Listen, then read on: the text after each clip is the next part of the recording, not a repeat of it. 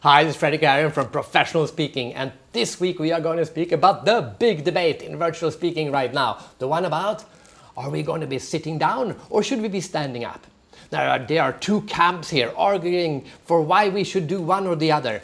I am firmly in both camps. I believe sometimes we should be sitting down and sometimes we should be standing up. And there are huge advantages with both styles. So instead of picking one, let's look at the different advantages and also disadvantages of these two techniques, and then we can choose depending on the speech that we are giving.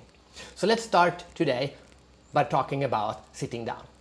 Now, the advantage of sitting down is that you can create this close connection with the audience. It's like it's a one-on-one conversation. It's like I am speaking deliberately just to you. This might be a virtual speech for 1,000 people, but for you it doesn't feel like that. For you it feels like I'm just speaking to you.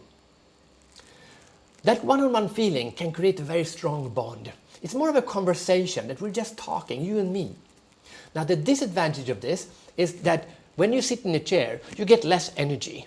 Like your body is constrained by the chair, you don't get the same body movement, you don't get the same body language, you can't do the same hand gestures really, so the energy kind of is lesser. And another disadvantage, a strong disadvantage, it suddenly feels like a Zoom call. And remember, people have been watching the gazillion number of Zoom calls in the recent weeks, so suddenly here you are, the external speaker, being introduced to deliver this great speech, and you're just, to the audience, seems like, oh, okay, it's just another Zoom call. So that means you have to work harder to get them to really appreciate the message that you are delivering. But do it right, do it personally, make them feel like this is just between the speaker and you have a great experience. Now, what about standing up? So let's try to change.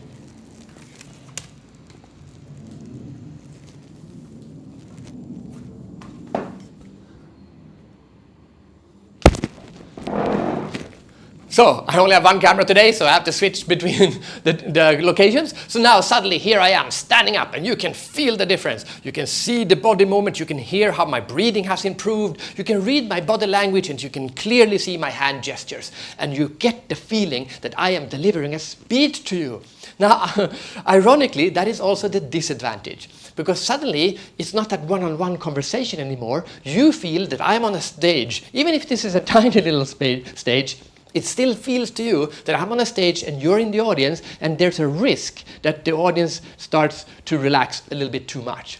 But do it right, do it with energy, do it with gusto, and you can communicate a message that people love to see you deliver from the stage. Now, I'm curious to know, which one of these two do you prefer?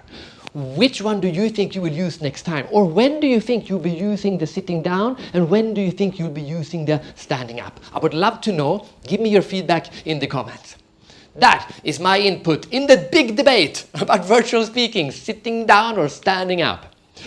This is Fredrik Aaron from Professional Speaking. And just very quickly about professional speaking, for the last 5 years, every single week, I've been posting a lesson on how you can become a better professional speaker.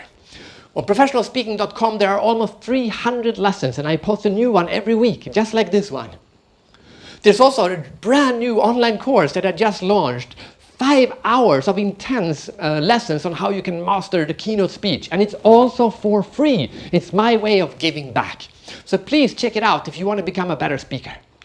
So there we have it. The lesson of this week is standing up or sitting down. What is the answer? It depends. It depends on how you want to use these two totally different techniques of speaking. So what do you think? Should we do it standing up or should we do it